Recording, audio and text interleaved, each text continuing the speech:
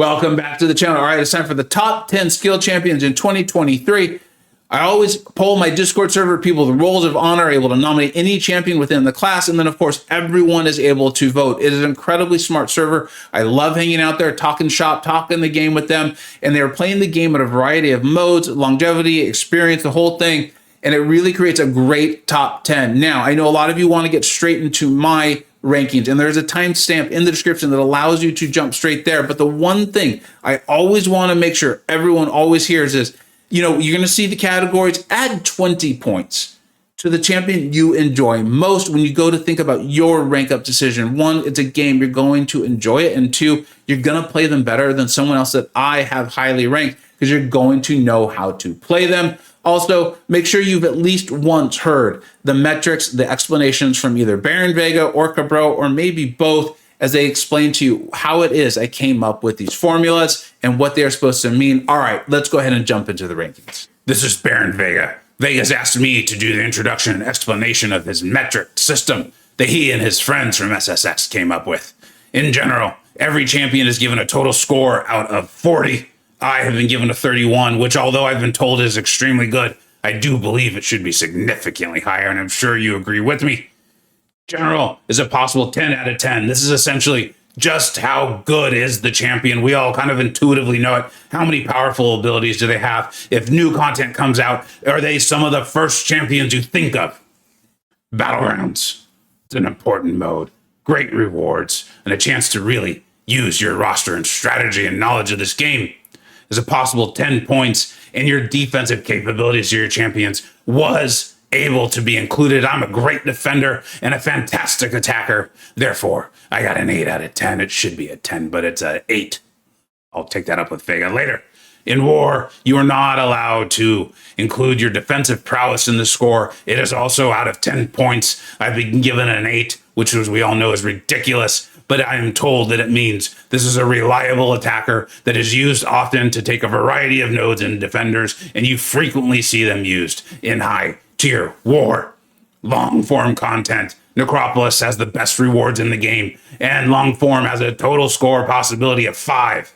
Again, I should be a 5 out of 5, but they've given me a 3, meaning I was either able to be used consistently for a fight or two, or maybe very good in one lane in Necropolis, or I was good in Gauntlet or EOP. I happen to know I was phenomenal in all of them, and Vega is just wrong here, but that's fine. We'll move on. And then ease of use is a possible total 3 points. 3 meaning you are easy. Think of your archangels. I bet that Cabro gets a 3 out of 3. That guy is mindless and simple.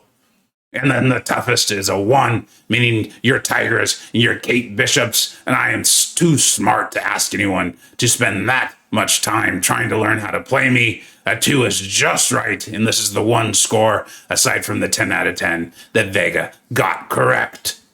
Address something really quick that the most astute of you will catch on to. There actually is only a total of 38 points available. Easy use used to be a 5 out of 5 sort of category. Baron Vega obviously leaked a previous iteration, but I did want you to know as we jump into this. So now we've got a lot to get to with skill. You're going to see this is a very healthy class. It was cool to do this whole system and then see like, yeah, this makes sense with how we value this class. It has a lot of depth. So we have a massive tie at number 9. I think there's 6 champions in total. So we're going to move through these as quickly as we can while still enjoying this and having fun getting some information out. Tied at number 9 with a score 25 with Spider-Man Stealth. I think he's really seen a resurgence. And in some ways, people, I think, recognizing how good he is. I know some of you are like, dude, I've always known he was good. I see you out there, Snoops. I see you out there, buddy. We got a general score of 8, BG 7, right? He's really doing phenomenally. Big nuke, and then has the slow, which I've talked about. I really think Evade is going to continue to make a big resurgence there. War, a 7, long form 1. No one's really using it for long form content. Watch Karate Mike's now going to be like, oh yeah, watch this, Vega. And then ease of use too. There's a little bit of complexity to knowing how to use them. This isn't like a 5-hit parry, 5-hit combo, heavy over and over sort of champion. Feel really good with him at a 25, and I think he's really a net neutral. Like, I don't think he's moving up or down. I expect to see him doing very well in 2024. All right, we've got Baron Zemo, right? I mean, there was so much There's just been so much to do with the champion. I don't even want to talk about it, to be honest. He's a very good champion, obviously strong in long form content. Really feels like you needed or wanted to bring along other Baron Zemos though for that synergy. He does have a lot in his kit. Generally, this is a strong champion. As you can see, a 7 is a very good score in any of these categories. 6, some of this almost seems to have to do with his AI and how far back he pushes us and the punishment, and then his what seems like an absolute refusal to throw his SP1. So he's a decent defender. There are some defenders you can use him for. Of course, 6 is a good score. According to our system, we really had to fight the temptation to have these inflations and 10s everywhere. So 6 is a good champion. You've seen him in my Battlegrounds tier list. We rank him highly. In War himself being used, we've seen, of course, like Karate Mike and other people use him for some phenomenal things. People using him for nodes where they're going to be getting debuffs and they want to be getting rid of them. Obviously, the bleed interaction. And then, of course, if a champion is immune to his bleed, gets a really nice damage increase there, too. But it is just for that next hit, if I remember correctly. Long form, wanted to reflect that he was powerful in Necropolis. Honestly, I did not enjoy using him. I even did the video where I said I got Zemo gated. Of course, if you know how to play him very well, you could have a lot of success on that one path, and maybe people have used him for other paths. But this isn't a dominant Necropolis option, right? Like I said, that was just, I think, a big hullabaloo about the whole thing there, and we had a lot of fun with Zemo Gate and that sort of thing, and then even gave rise to the character of Baron of Baron Vega. And then ease of use. This isn't the most complex champion to use, but he isn't also the most simple. This is a very good score, 25. And again, I see this as a neutral. I expect to see him do well in 2024. I don't expect a meteoric rise, nor do I expect him to fall off from the meta. Continuing on with our ties at number 9, we've got Mantis. Now, this is a little bit different, right? She's generally strong, but she's not like handling evade or anything like that. She does have her cleanse. It's not a true cleanse, but it's the tranquilize mechanic. It's much stronger against science champions, so she can take that sort of node. We've used her to fight voids. I've shown that on my own channel. So this is a very strong champion, but there isn't like a ton of massive abilities in her kit. The designer did a phenomenal job of really maximizing not a lot in the toolbox there, in my opinion. BG, she is an absolute monster. She has very little defensive use. I understand, I know that for people who are not used to fighting her, she can be very difficult. You don't want her throwing that SP1. It can start to mess you up. But if you've had experience fighting Null, you know when to throw your special. And then also, I take her almost every single day in AQ. I've become very comfortable fighting her, baiting her specials, or baiting her heavy, going in for punishing and things like that. There's ways around her, and I expect over the course of 2024, more people to become more comfortable fighting her. So it's really her ability to be decent in war, mainly with Photon being so potent as a defender right now. And Mantis is phenomenal for it. Maybe one day I will do the thing I've been threatening to do and put out a how to fight Photon video. Mantis is phenomenal for it. And I know in my rank 2 Mantis video, I showed her just destroying a Photon. She is phenomenal for that fight, and a great BG's champion. We have her at 8 in both of those. Long form, she loses a lot of it after she throws her special 2. So while she can with power backs get another nice big special 2 going, it's nowhere near the same size. Her ramp up isn't so bad. Again, this is a series of special 2s over and over. No one's really using her for long form content. And one, for the ease of use, for every video that you see of her dominating, there's a video out there that didn't get aired of the someone having trouble with the intercept or something like that. You really do need to know what you're doing, how to manage her, especially as nodes and defenders get more complex. I don't see her dropping off anytime soon unless something drastic and dramatic changes in the relationship between really science and skill, and it doesn't feel like that, or in mutant and skill. Does not feel like that's happening. As BG becomes more mature, I think because of her value there, she will very much be meta relevant for a very, very long time, and particularly through 2024. All right, let's move on to our another champion tied at that 9 spot. Coming in at also tied at the number 9 spot with a score 25 is Crossbones. Now, this I think is a good time to answer a question I know some of you are going to ask. Is all champions were kind of assumed at their height, meaning so with their signature ability or something like that, and if it was a 7-star, if they're available 7-star, maybe a 7-star rank 2, or is there a 6-star, 6-star rank 5, or Ascended? So for Crossbones, we're assuming you have the signature ability. He is very good even without it, but wow, with the signature ability, it even increases. It gives a whole nother way of playing him. that with his defensive ability, accuracy reduction, massive damage, the no crits, the ability to have a debuff, the ability to not have a debuff, and still do all that damage. I definitely feel comfortable with him as a 9. His debuff shrug is even automated, which is something we've talked about a lot and we'll continue to talk about in these videos. Something being automated, you don't have to think about it. As a player, you don't have to do it. That's a big deal. BG's is a 7. This is a phenomenal Battlegrounds attacker, like things, this sort of thing. And if you can't take thing, that's fine. He can do enough damage to take other champions, other meta defenders and things like that. He does take a decent amount of skill though. We'll get to that when we get to the ease of use. War, you've seen me take some very tough fights with Crossbones, and I know I'm not the only YouTuber who's done that out there. Long form, I am aware of the video Andrew Ruff literally put out as I was finalizing this whole scoring system. Andrew, I'm gonna have some words for you, my friend. Might send Baron Vega to talk to you. It was very, very impressive. And if we see Crossbones being used throughout more of Necropolis or something like that, we will increase that score, which you are also always free to do when you go to make your own rank up decisions. And ease of use, in order to get these scores, I think it's a 1. I think you have to be very skilled with him. I think you have to know how to play him. You have to know your heavy spacing, your punishes and those sorts of things.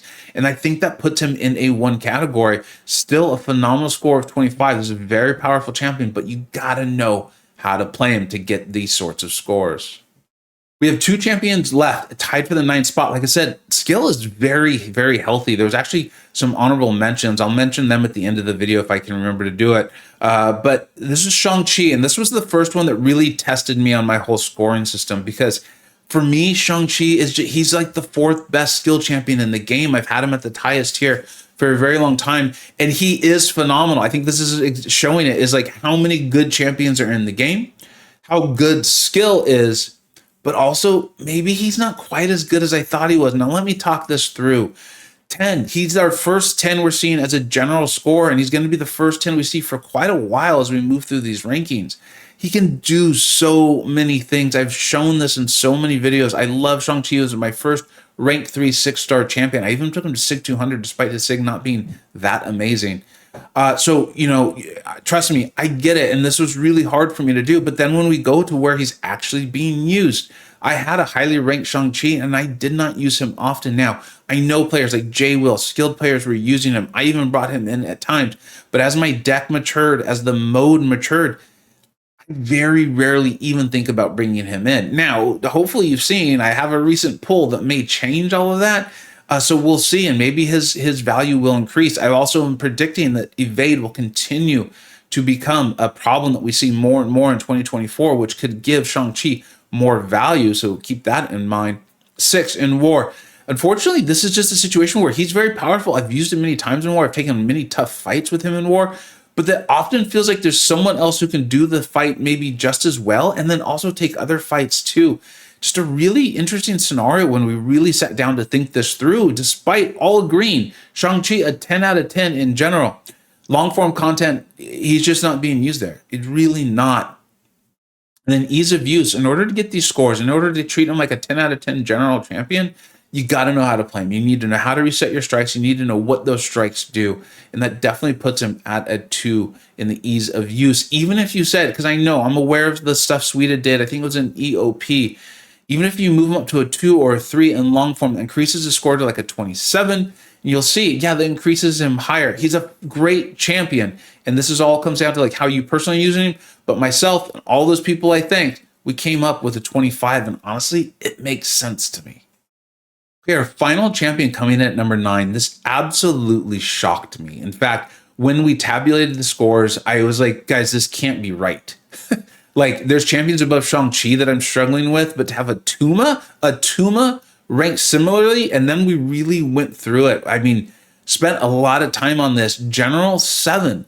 You can see that right there too. And I think that provides why there's this idea that like Shang-Chi's so much stronger, because he does have a lot more in his kit. But then you go to how we're actually using Atuma.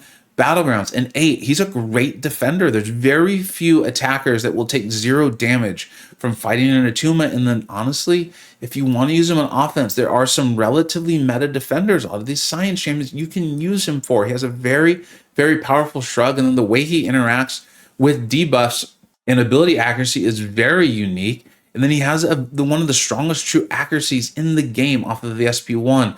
The war score was hard for me to accept, but I talked to our war planners. Remember, this is SSX. I think out of the last 5 seasons, they've been masters in all of them and top 10 in 4 of them. They've assigned Tuma. Simula even showed me a video, and I was like, yeah, it's true. I see it. It looks good. Long form. I happen to know, I'm aware of some Kabam employees using a Tuma in Necropolis, and it looked really, really good. I recall using, I think it was for Bahamut, which isn't necessarily long form, but it's getting there. The Hulk boss, the corrupted Hulk boss in Chapter 8, Atuma before his buff was a phenomenal option for that. His SP3 and the bleed damage can really get ramped up, and once you're ramped up, you're going. And I was like, yeah, this makes sense. And then the ease of use would go with the 2. This isn't just a parry heavy champion. This isn't a 5-hit combo over and over champion. To get these results, you do need to know what you're doing, but this isn't Tigra. This is not Crossbones. And it just made sense. This is one of the reasons why I loved going through this process, despite it taking an extremely long time and creating these graphics taking a long time, because I had surprises like this, and we're going to reflect this when we do the monthly tier list. It feels good to get this information out. Atuma tied for number 5 with Shang-Chi, Crossbones, Mantis, Zemo, and Spider-Man Stealth. Who would have thought it? All right. This is another one that hurt, because this is our first champion at number 6, and we actually have a 3-way tie for 6. Again, skill is deep and it is healthy. If you put a column on here, and someone even made the joke, they're like, well, because we kept being like, Falcon can't be this high, Falcon can't be this high. I was like, guys, I've got a rank 2 Falcon. I often have him in my Battlegrounds deck, and he just goes in. So often, that's the final draft, and it comes up, and I'm like, Falcon can help me take that, and also that. Huh. And I take Falcon, and he's boring to play unless you like winning. If you like winning, he's pretty good. General 7, right? He's got that defensive ability accuracy turn off, and then that's it. Thing is that it turns out that's incredibly powerful.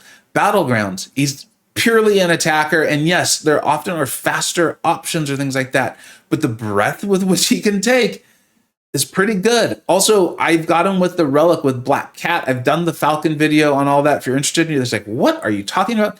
Check out my rank 2 Falcon video. It shocked me too, but here we are, and it is real. War, you use him, you're like, hey, we need someone to shut down this, we need someone to shut down that, we've got an evade.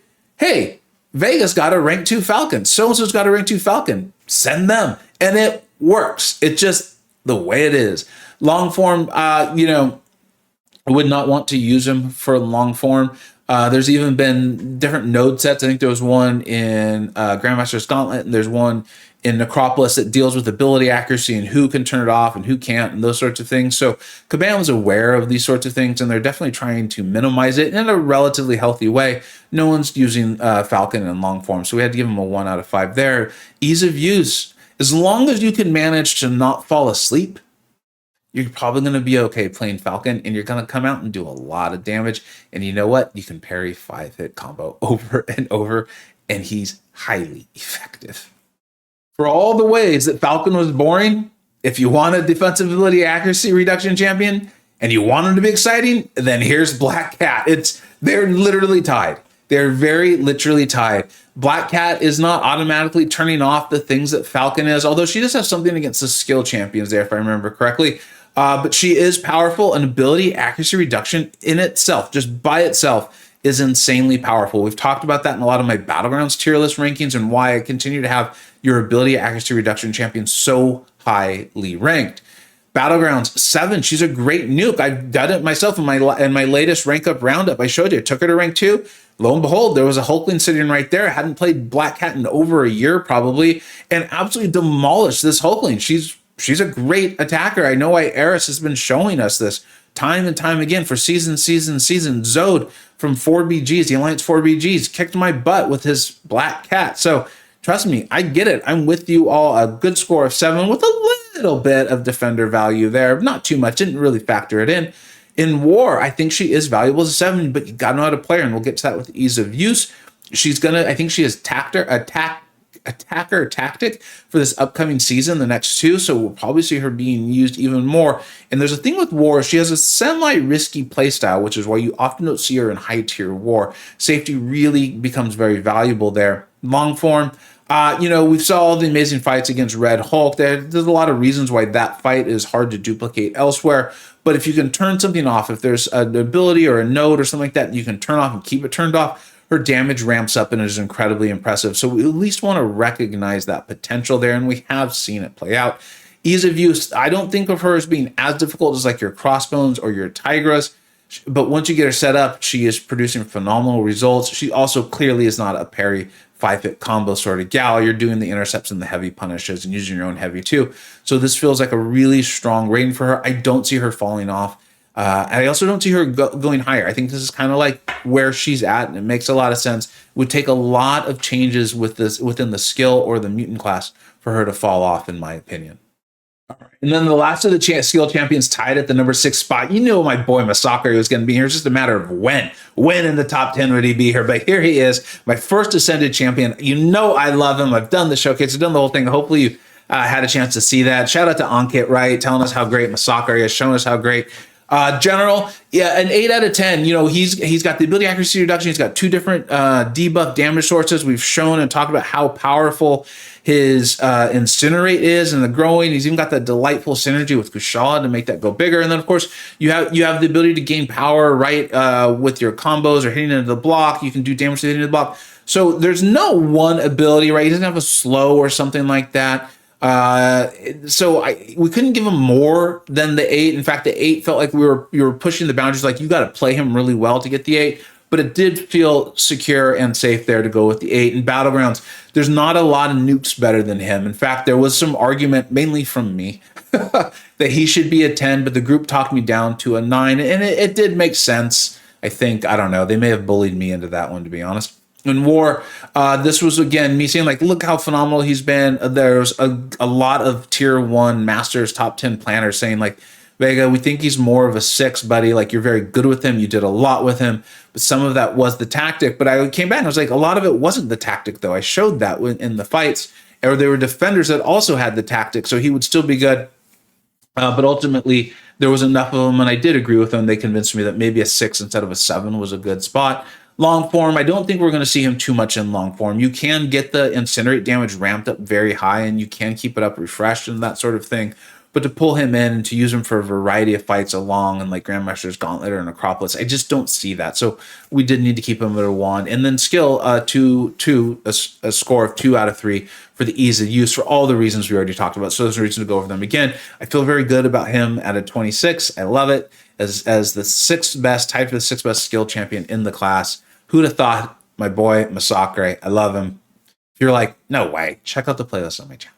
And then check out Ankit's like hour-long showcase. I think you'll be impressed. All right, let's move on to number 5. Moving on to number 5, we've got Valkyrie. This was another surprise, right? The skill was full of surprises, except for the idea that skill was very healthy and incredibly strong. I just think of Valkyrie and I think of incredibly high skilled players like Fintech and Bitter Steel. And yes, I did run this by Bitter Steel to get his idea. And there's a lot of other very good Valkyrie players in SSX that were on that board that I think. In general, 9, right? We've talked about all the results, all the things she can bypass. So it's different than the other champions we've seen so far, except for MCoC in some ways. But Valkyrie, I think, is superior in the bypassing of nodes and the bypassing of dangerous defenders. Battleground 7, when there's Unstoppable or something like that, there's no one really better, right? There's champions that might be as good, but she's so phenomenal at it. But in general, there's faster nukes or things like that. Like MCoC is faster. So she provides very little defensive value, but so 7 felt good. Remember, 7 is a very good score in these best out of 10 categories. In War, 9, mainly because even though it's kind of like what we just said with Battlegrounds, is that there's not a ton of breadth. The fights that you're using for her for are incredibly difficult and not necessarily niche, but she's often by far the best answer for them in the hands of a skilled player. So the score of 9 made a ton of sense because of how valuable she is at a position or for nodes and defenders that are very hard asks. Long form, I just don't see her value in long form content, so she got a 1 out of 5 there. And ease of use, in order to get these other scores, you gotta know how to play her. She might not be quite as hard to use as a Tigra, but she is very difficult to use, and you have to be very confident in that. There's nodes where you just cannot hit the champion without hitting them in the block, and you've got to know how to use her to do that. She's kind of an example where we had the 5 out of 5 ease of use prior, but it started to get a little too tough. Like Valkyrie's a 4, Tiger's a 5, and then, like I said, it kind of ended up with some very skewed things, and we figured ease of use is important, but ultimately, if someone wants to learn how to play a champion, they should, and they probably will. And so she is a 1, and she ends up with a 27, all on her own, the 5th best skill champion. Considering how good skill is, this makes a ton of sense, and I think is a real credit to how good Valkyrie is. Now, I know you're going to be shocked at number 4, though. All right. The number 4 best champion, according to our rankings, is Kingpin. He's phenomenal. And this was another example of doing this was extremely helpful to me, because before Kate Bishop came along, I really thought Kingpin was the best skill champion. I had him above Fury. And, the scores are so close. I think you're going to see, like, we're really splitting hairs here. General 10, and I think he definitely deserves one of our first 10s, right? I think this is the second 10 we're seeing out of this, mainly because so much of what he does is automated, right? As his rage builds up, it's just automated. You don't have to do anything to make it happen. It just happens. He gets stronger, and he's helping you deal with nodes and defenders. Battlegrounds, 7. I'm aware that he's very good. In fact, I often ban him, mainly because mine is still at rank 4, and a lot of people have theirs at rank 5 or Ascended, and they can use him to take on my photons, although that's starting to go sideways for people now that I have a 7-star photon. So he is a good defender in a way, but there's enough mutant champions that handle him. People figured him out, but he's beefy, he's tanky, he's a tanky boy. And he can do enough offensively, but 7 really felt good for me, because I don't think of him as like this outrageous nuke, and I also don't think of him as an outrageous defender. He's one of the best dual threats in the game, but even there, he's not dominant, right? Like if you draft him, someone can easily take another champion that'll handle him on defense, and then also take enough defenders that'll make him not that effective for you. So he's very good. Don't get me wrong. I'd love to rank mine up too, but I think a 7 really fits where he's in Battlegrounds as far as value is concerned. War, as we've talked about, so much safety, right? It's a priority. And with him automating, handling defensive threats and node threats, that allows you just focus on the damage, just focus on the fight, and not making mistakes, meaning he's one of the mainstays of extremely valuable war attacker. In long-form content, he doesn't have a ramp. He's not building up. He seems almost meant for these shorter fights, although he came out so long ago. I don't think that was really in mind. I guess his buff wasn't that long ago, but Battlegrounds wasn't even talked about yet, to the best of my recollection. So he doesn't really seem to have a lot of long-form content. And then ease of use. As far as your good champions are concerned, your champions that you're going to see on these tier lists this month, he's about as easy as it gets when you think about it, right? So, I mean, he's even got the unstoppable for the counter punch. So this is a really good ranking for him. And I know some of you are like, wait, if he's 4, who's 3? That's right, number 3.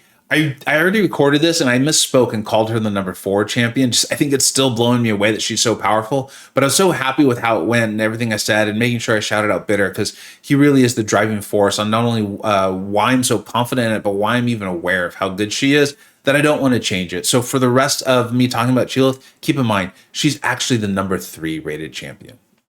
All right, how many of you fell out of your chairs? How many of you threw your phones? Let me know right now in the comments. I want to hear it. And then when you heard the explanation, I'd like you to go back and edit the comment, though. Yes, I'm serious about this score. And one of the main reasons I can be so confident in this score and why the score is so high is that I am friends with, and I am in the same alliance as Bitter Steel. You need to keep an eye on this man's channel. He keeps doing this every month or every couple of months. There's a new champion where he's like, you know what, this champion's really good, and starts showing us some things. And then we're like, yeah, she or he or they are amazing. He's been doing this for a very long time, and his latest project is Chila. No, I know a lot of you are like, wait, we just got used to it with Werewolf. I know, trust me. Just keep an eye. I'm not going to spoil this man's videos because they are so cool and he deserves to do it. But what I will say is all of these scores were run by him.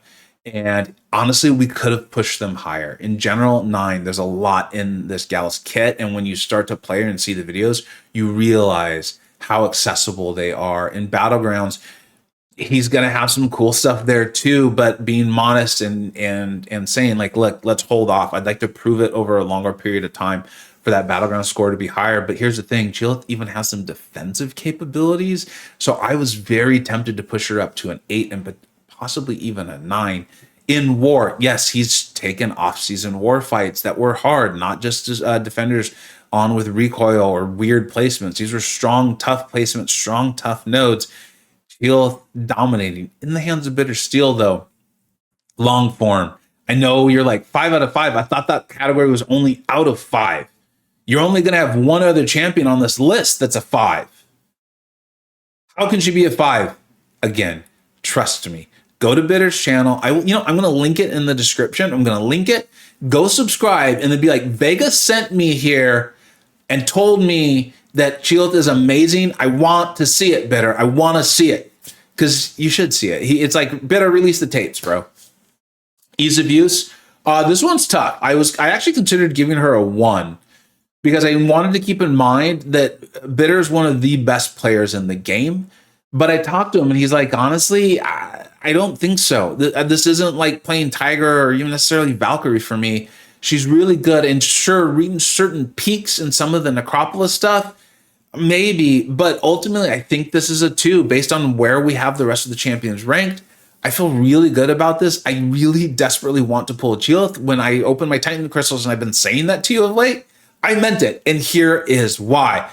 It shocked me too. Skill was full of shocks for me, as you know. Now, number 2, Nick Fury. Phenomenal champion. You know I'm not a massive fan of him, but when we break it down like this, I cannot deny how powerful he is, which is another reason why breaking it down this way was so incredibly important and helpful. And yes, we will continue this through with my monthly tier list as well and all the tier lists.